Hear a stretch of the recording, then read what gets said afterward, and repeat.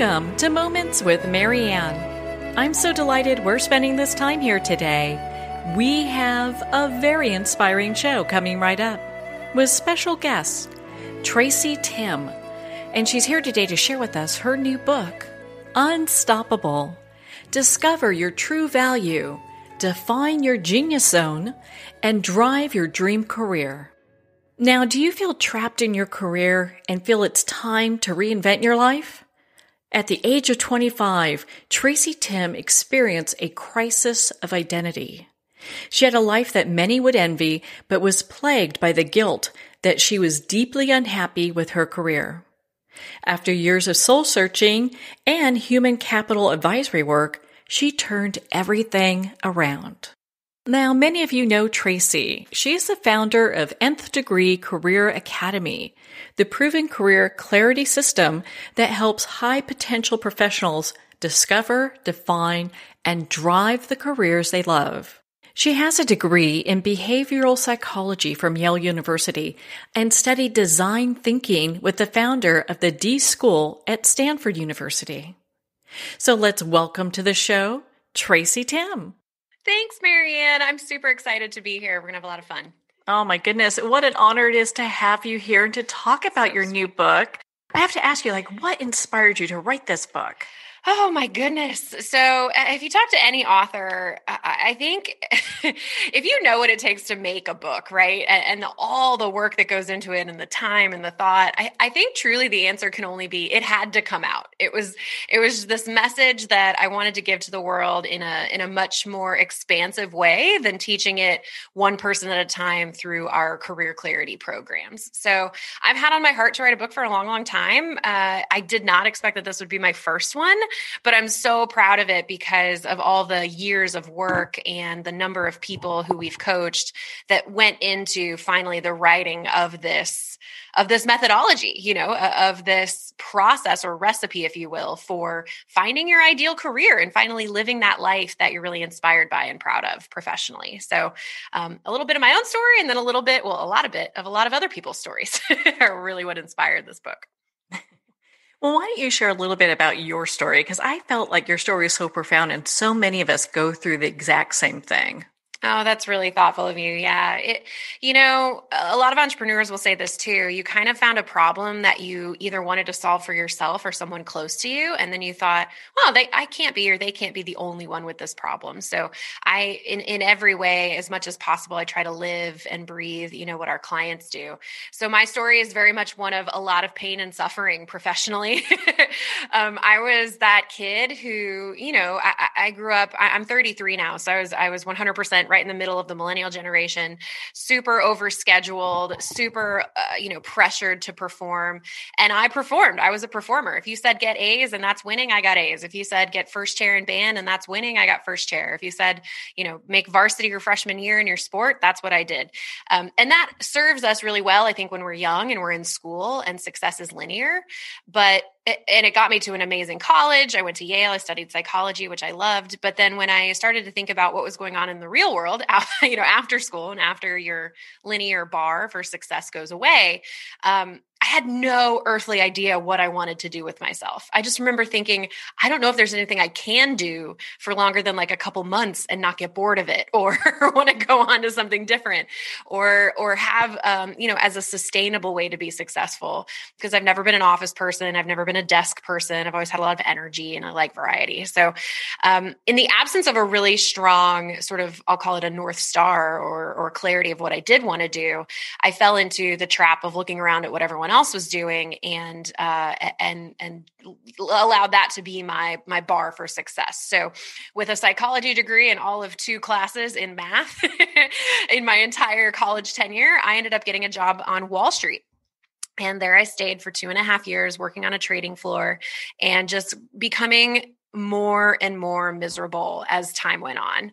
I only found this quote very recently, but apparently Einstein said, everybody is a fish or everybody is a genius, but if you judge a fish by its ability to climb a tree, it will live its whole life feeling stupid. And because of a lack of clarity, of what I really wanted to do, for 2.5 years, I suffered through a job that other people were telling me was sort of the pinnacle of success. And it was really that experience that inspired leaving, trying to find what I love to do, stumbling across a couple steps that work, and then building them into a more comprehensive methodology. And all of that personal suffering and professional development is what is infused into that book today. At what point when you were at your first job that you decided, okay, this is just not me. This is, there's more out there and I'm missing something? I had a handful. When you're going through, I think, anything that's really not perfectly resonating with you, I think I call these like waves of realization, right? There's one straw that allows you to realize like, wow, I'm really not happy here. But then of course we're like, well, I'm supposed to be happy here, so I've got to keep working at it, And then the next straw is maybe I'm not happy here and that's okay. But then of course your mind immediately goes, well, what am I going to do about it? And so you just sort of tamp it back down, right? So I would say that the culmination story of all the things that really over time were telling me this is not where you're supposed to be, you're not happy here, and there's something else you could be doing that might pay you just as well, but you actually might like, was I was taking a break one day. I was about 2 years into my job. I was taking a break with a friend of mine who was 1 year younger than me as an analyst. And we were outside walking around this terrace on the roof of our building. And we're just looking over the edge at kind of the surrounding landscape. And there was a little bridge that went over a creek that ran along next to the building. And that day they were doing construction on the bridge. Just random. I'd never seen them working on that bridge before. And I casually mentioned it to my friend just because it was the first different thing in our periphery for some time.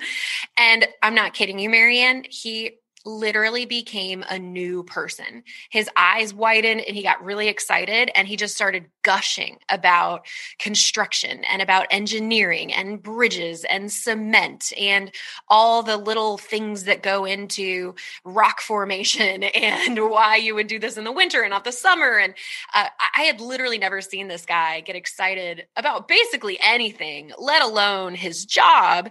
And here he was gushing about a subject matter and a profession and an industry that he had a huge passion and interest in. And yet, what were we doing every single day? He was working on spreadsheets and I was selling bonds and loans, and that was our life. And I just remember looking at him and frankly being really angry, because the thing that was keeping me in the job that I hated was that I didn't know what I wanted to do. I didn't know what my quote passion was or my purpose was. And it felt very daunting to look at those as very singular things and try to figure out my one passion or my one purpose, right? And here was this guy who was complaining just as much as me, but he knew what he wanted to do. He just wasn't doing it. And I remember thinking, oh my gosh, if I can just find clarity, then I will run out of the front door. And I will help anybody else who wants to run out of the front door figure that out for themselves if I can figure it out for myself. But that was really the moment that the light bulb went off. And I remember thinking, wow, when was the last time I gushed about something? When was the last time I got excited about the work that I was doing? When was the last time I bragged to a friend or I came home excited to talk about my day? And the answer was never. And that was super enlightening. Yeah. So what made you kind of pivot then? Because there's so many people that don't like what they're doing. Yeah. They're not passionate about their work. So how do they find what really brings them joy? Yeah, I think the first thing that we have to understand, and this takes so much of the pressure off of the process, is that the journey to your dream job is not singular, meaning you don't have just one passion or just one purpose. And in fact, we have, I think, many interests and passions and purposes over the span of our lives. So what I like to help people do is if that's where you are in your life right now, if you're unhappy for any reason, you don't have to be miserable like I was, but if you're feeling this dissatisfaction, you're feeling like you're made for more, you're feeling like you have this latent, awesome potential inside of you and you don't know where to unleash it. And maybe you're running in circles constantly. I think what we have to do is first and foremost, root ourselves in the present and in reality. So get really clear on where you are in your life right now. In our career clarity process and program, we call this doing a life audit. And it's literally the very first step that we take with all of our clients after we help them with a little bit of mindset work. So it's all about, okay, what's going on in my life socially? What's going well and what could be improved? What's going on with me physically? What's going really well and what could be improved? What's going on in my environment? Where do I live? Who am I around? And what's going well and what could be improved? And I find that if you do that well, if you look at your life more objectively and you look at it in its totality, so not just focusing on your job and how much you hate your job and sort of writing everything else off, but focusing on everything, and getting really clear on where you are in each of those major areas of your life, then you can really see with much clearer lenses, hey, I've got this going for me, this going for me, and this going for me. And that's super positive. And that's going to help me get through these things that are not going well for me. It's almost like a nice foundation. And what you can see very clearly from what's missing is what actually matters to you. Because I think for any of us to get one step closer to knowing what we want to do, what brings us joy, what gets us excited to get out of bed, who we want to serve, how we want to serve them, is to know what we deeply value as a human being at this moment in our lives right now. So not what you aspire to 20 years from now, not what you cared about 20 years ago, but right now in your life, what gets you excited? Literally, like what moments in your life get you excited? Is it spending time with loved ones? Is it being around animals? Is it exploration and adventure? Is it feeling like you have a sense of belonging and groundedness and stability in where you live? Those things are going to highlight your core values, that which truly matters to you in life right now. And knowing your core values is the very first step on this process to gaining more clarity about where you want to be professionally, hands down. My goodness, what an important thing. It's too bad they don't teach this in school. Preach.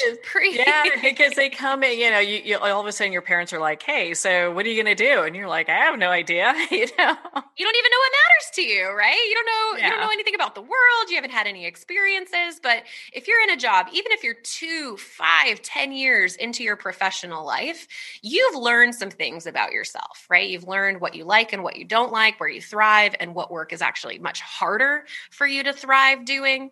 And again, there's so much more juice to this, right? We want to figure out what you're naturally gifted at, your personality and your strengths and your behaviors. And then we also want to figure out what you've learned from your education and your work experience.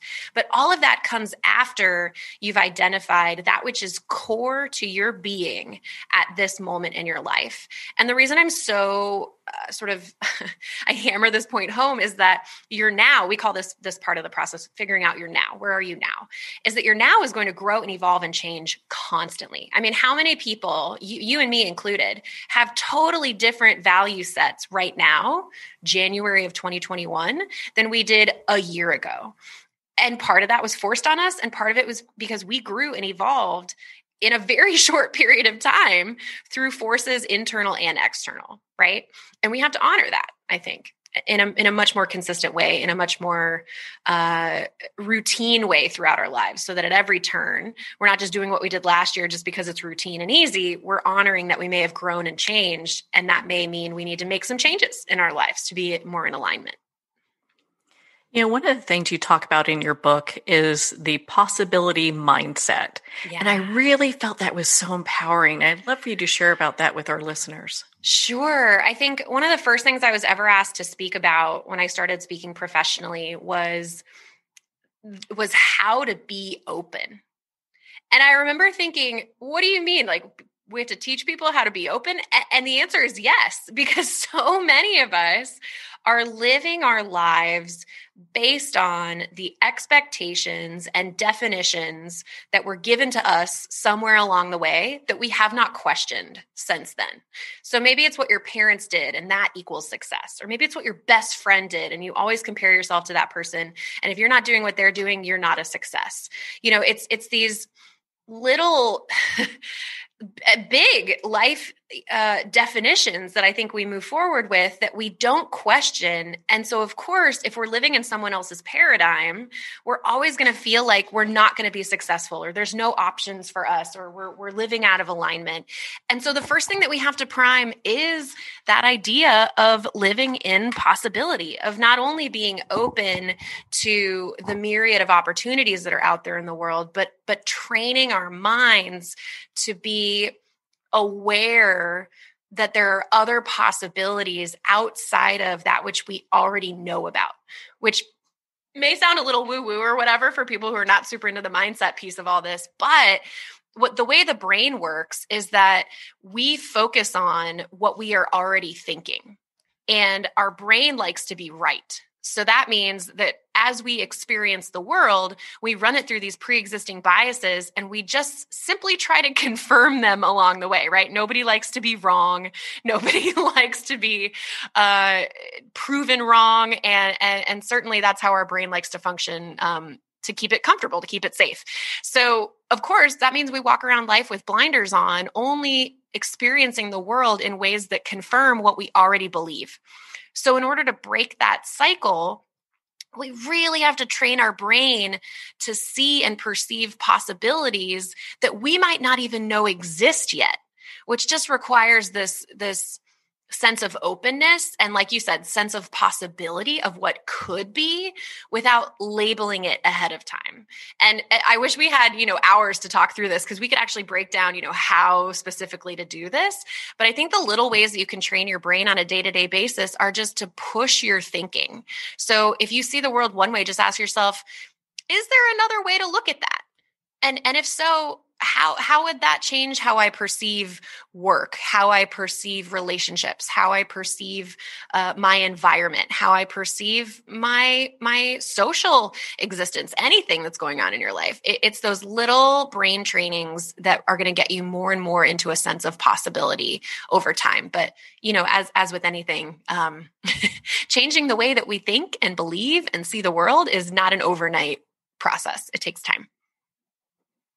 But it's something that can be done. And that's what I think is so encouraging, because when you look at life full of possibilities, then different things open up around you. I mean, if we're just in our lane and not really looking at what's possible, I mean, there's a whole world out there. Right. And isn't that so funny? It's like, so in psychology, there's this, it's called the Bader-Meinhof principle. And I'll tell you that I only know that because I had to look it up for the book.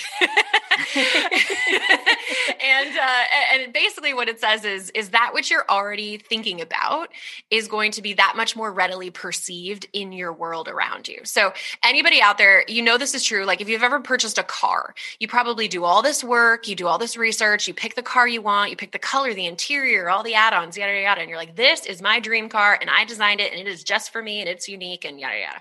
And then the minute you drive off the lot, you're like, oh my gosh, that person has this car. That person has this car. My neighbor has this car. And it was there the whole time. You just didn't see it.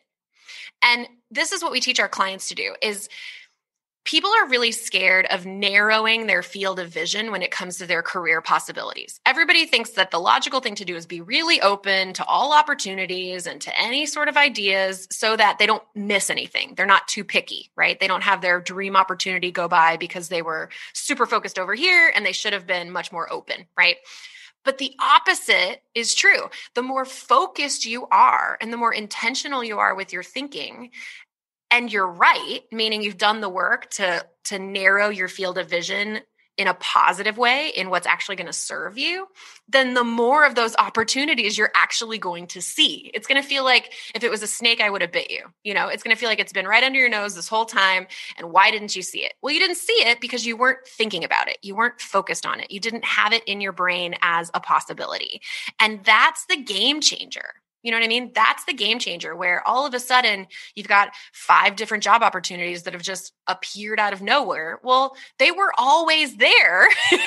We just weren't focused on them, right? And that's something that I really encourage people to embrace and think about, because it's so easy to go the quote logical route and just tell yourself, I've got to be open. I'm making a big change. Maybe I don't have experience in this area. I just want to get my foot in the door. No, you want to be hyper focused and hyper specific and narrow your field of vision so that when you're out there talking to people about it, when you're out there looking for job opportunities, we call this part of the process navigating your way to your ideal career, then you've got to have top of mind that which you want to pursue if you hope for those opportunities to come out of the clear blue sky, right?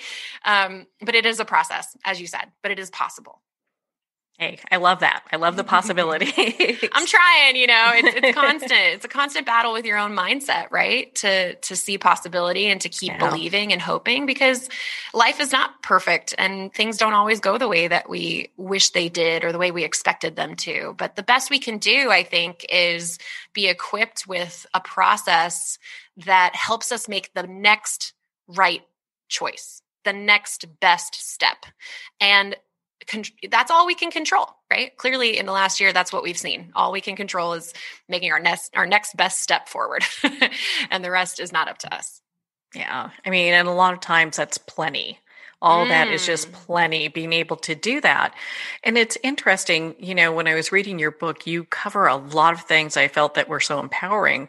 When you're working with people, what are one of the things that you often see people just get stuck in? Oh boy. There are a handful, because at the end of the day, our careers are so tied up into our identities as human beings, right? What's the first question most people ask you when they meet you for the first time? It's like, what's your name and what do you do? And immediately that you're being judged, right? Is what you do interesting? Is what you do fancy? Is what you do whatever that person's set of biases are, right? This is why I hate that question when I'm networking. I almost never ask it. And if I ask it, I usually ask, what do you do for work? Not just what do you do, meaning I'm labeling you as a X, Y, and Z, right? So I think people get stuck in many parts of this process, but first and foremost, they get stuck on worrying about or overvaluing the opinions of others and what they choose to do with their lives. I know so many great people who could be adding massive value in different industries, maybe even in nonprofit, in public or private sector, and wherever, but they're stuck where they are because the thought of deviating from everybody else's expectations is terrifying. And frankly, I think it's built into their own psyche, right? Like the thought of deviating from your own expectations is scary. I graduated from Yale. I had a 6-figure job when I was 22 years old and I was miserable. And I remember looking around and being like, I'm supposed to like this. Somebody would die for this job and I hate it. What's wrong with me? You know what I mean? I was looking internally and going, where did I screw this up? And where I screwed it up is that I set myself up for failure. I didn't want a desk job. I don't want to work with numbers. I'm a people person. I had to sit in a chair, Marianne, for 12 hours a day, seated. Like this was pre-standing desks, right? So I'm a lifelong athlete and I move and I'm active and I'm kind of like a bit of a nomad and I love people. I studied psychology. I literally set myself up for failure. Like one of these things is not like the other. And it took a while for that to be okay. I think that's the biggest hurdle for everybody is mentally getting over the fact that whatever you choose to do is okay. And if people don't like it, that's okay. If it gives you joy and fills you up and it's sustainable and it allows you to have an impact in the world and even come close to maximizing your fullest potential and you can get paid doing it, who cares? Who cares what other people think? But I'll tell you what, I was on this path and starting my business. And one of my best girlfriends, God love her big heart, she came to me and she's like, I'm scared for you. I'm scared for you. I don't understand what you're doing. And I don't know if you understand what you're doing. And I can't let you just keep going down this road without saying something. I'm nervous for you. And I remember being so pissed off because I was like, I'm scared too. I don't know what I'm doing, but I know that this is in alignment. I know that I'm going down a road that is so much more in alignment with my values and my heart and my beliefs than what I was doing before. And I just need your support. I just need you to say, you're scared, I'm scared, but I'm going to walk with you down this road. I'm going to be there for you if you crash and burn. I'm going to be there for you if it's a success. And now 6 or 7 years later, she's one of my biggest cheerleaders. She's like, you were right. I was wrong, but it doesn't even have to be right and wrong. It just has to be that you don't allow other people's fears and biases and expectations to dictate your choices and your actions. But that's a big girl, big boy, put on your pants, kind of decision, right? It's scary because we're hardwired for community, and we're hardwired to make decisions that keep us within that community. I mean, that's how we survived early on, right? If you look at evolutionary psychology and biology, it's like you had your tribe, you stayed safe because you were in the tribe. And so you didn't do anything that would put you on the outs with the tribe, right? Otherwise you were facing a saber-toothed tiger alone and not with your tribe. And you had a much better chance of dying. So like that's our hardwiring. That's the reason we don't want to deviate. It's not because we're chickens. It's because deep down we're worried that not belonging is tantamount to not being safe, right? And not being secure. But as Elizabeth Gilbert says in her book, she's like, it's no longer you're running from a saber-toothed tiger. You're just sitting down to write a poem. It's the same fear mechanism, but it's misguided. You know what I mean? Yeah. And I think that's a great example of that's exactly how it feels when you're putting yourself out there. Writing this book, I've trained myself now over 6 or 7 years to be kind of an open book, but I'll tell you what, I just got my first, I had a bunch of people write Amazon reviews and 5 stars, 5 stars, 5 stars. And I just checked it yesterday and there's 1 4-star review and it's crushing me. I'm like, I worked so hard on this. I put myself out there. Like, what do you mean you don't love it? What do you mean they're not gushing about it? And 4 stars is not, this is the worst thing I've ever read. But what if it had been, this is the worst thing I ever read? This won't help anybody. That hurts. That's a scary thing. But we can't let that one voice, that one naysayer, or those 5 voices, those 5 naysayers keep us from living our truth and pursuing our purpose. Otherwise they win. Yeah. And really, I mean, you can't let fear hold us back from what we really, truly love to do. There's always going to be somebody in the crowd saying, well, I don't really like this, or this isn't really my thing. Mm-hmm. And that's okay, because that means you're growing beyond the space of people who, typically would be part of your tribe. You're in somebody else's tribe, probably. Exactly. I think that's a really great point you make, Marianne, is that you can find great like-minded people almost anywhere. You just have to look. And they will find you when you're living authentically. They will find you. I mean, I have people reach out to me all the time where I'm like, oh my God, this is a soul person. Like we vibe on the same level and they found me because of what I'm putting out into the world. And if I were holding that in, we would never have crossed paths and that would be sad. You know what I mean? So I think that you're right. As you're making steps forward in this process, it can feel lonely, it can feel isolating, but I want to encourage people that I haven't done any of this alone. I surround myself with really smart, like-minded people as much as humanly possible. So much so that I'm considering going back to school because I just miss that immersive environment. It's possible, and you will find those people, and they'll become the new family, the new support system that you're looking for to make the next level up and the next step forward. So I would encourage you, if you're thinking this is really lonely and isolating work, nobody's going to understand you, nobody's going to support me, there will be a group of people who will become your tribe, for lack of a better term. And you'll love it because you're going to be surrounded by people smarter than you, people who are like-minded, people who are challenging the status quo. And that's what's going to give you energy and give you life way more than living by somebody else's definition of success. Yeah. And sometimes, the people that we've had in one, we're in one situation where we are connected with people, they may fall away. We may develop better people who resonate with our overall life and message. It just kind of is a natural process, I think. Yeah, and it's an important one. I mean, there's a lot to be said about the people that we spend the majority of our time with and their influence on our lives. If you want to be an elite athlete, you're not going to stay in the minor leagues. You're going to push yourself and challenge yourself to compete against the best. And if you want work you love, you cannot stay surrounded by people who complain about what they do and never make any changes and hope that you're going to act any differently. I think it was Jim Rohn who said, you're a combination of the 5 people you spend the most time with. it's an overstatement a little bit, but it's so true that your environment and your social life is going to influence you in really powerful ways. So maybe ask yourself, like, who are those people? And are they helping me become better? Or are they holding me back? And it's not mean. I don't think. I think it's very honest. And Marianne, at the end of the day, like, this is our one life. Like, are you going to let somebody else dictate it the entire time because you're afraid of what they're going to think or what they're going to say or hurting their feelings? Like, no, we're made for so much more. We're made for so much more. I just want to encourage people that at the end of the day, this book and these ideas, they may sound like, oh, Tracy in the ivory tower of teaching can say these things. I live this every day. I'm confused all the time, just like you. But I truly believe that we're here for a reason. I believe that our careers are a way that we can make our sort of God-given impact on the world if we want to. And so if that desire is in your heart, these are the steps it's going to take.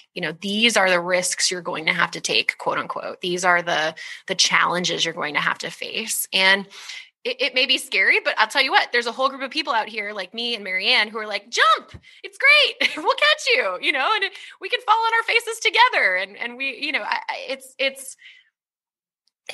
it's so worth it, I think, to pursue what could be your purpose and your impact through your work, if that's on your heart to do.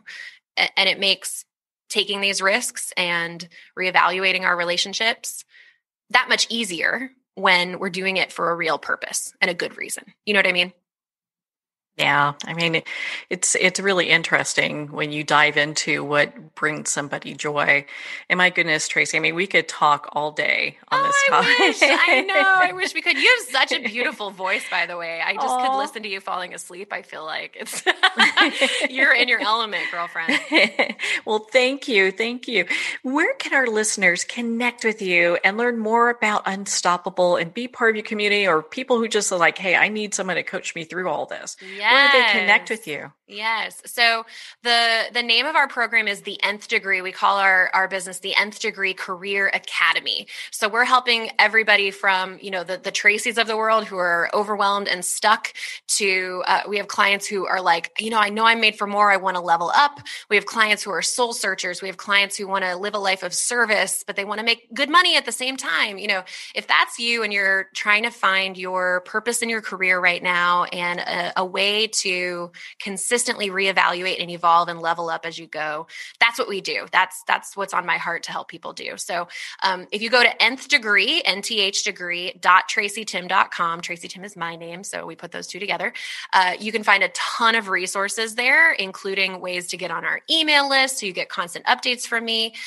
We offer free 50-minute strategy or clarity calls with our potential clients to talk about what we do, to learn more about their journey. You can book one of those calls on that website, nthdegree.tracytimm.com. And then if you want to get in touch with me personally, I am super open to that. I love hearing from people, but I don't do social media. I stink at it. So I live almost exclusively on LinkedIn. So if you come on LinkedIn and you just search Tracy Timm, TracyTimm, or the Nth Degree, you will find me and we can connect there. And I would love to hear your story, hear more about your journey, get on a call with you, get you on a call with one of our teammates, and really start talking about making steps forward in this area of your life. Oh, how important is that? Well, Tracy, thank you so much for taking the time to be on the show with us here today. Thanks, Marianne. Thank you for the offer. Thank you for reaching out and being so supportive of this book. It's so important, I think, for people to take at least one step forward. And if that's buying a $15 book, huzzah, that's great. It takes people like you with your incredible, platforms and audiences to really get things like this out into the world. So I appreciate you just as much. Thank you. Well, thank you, Tracy. It has been such an honor to spend this time with you and to talk about your new book, Unstoppable. Again, if you'd like to connect with Tracy, you can at tracytimm.com for more information. Her book, Unstoppable, is available at Amazon, Barnes & Noble, and all indie retailers. And if you don't see it on the shelf, ask for them to order it. And of course, it's available on Kindle. Well, we're at the end of our time today. I would like to thank everyone for tuning in. You're listening to Moments with Marianne. And remember, make every moment count.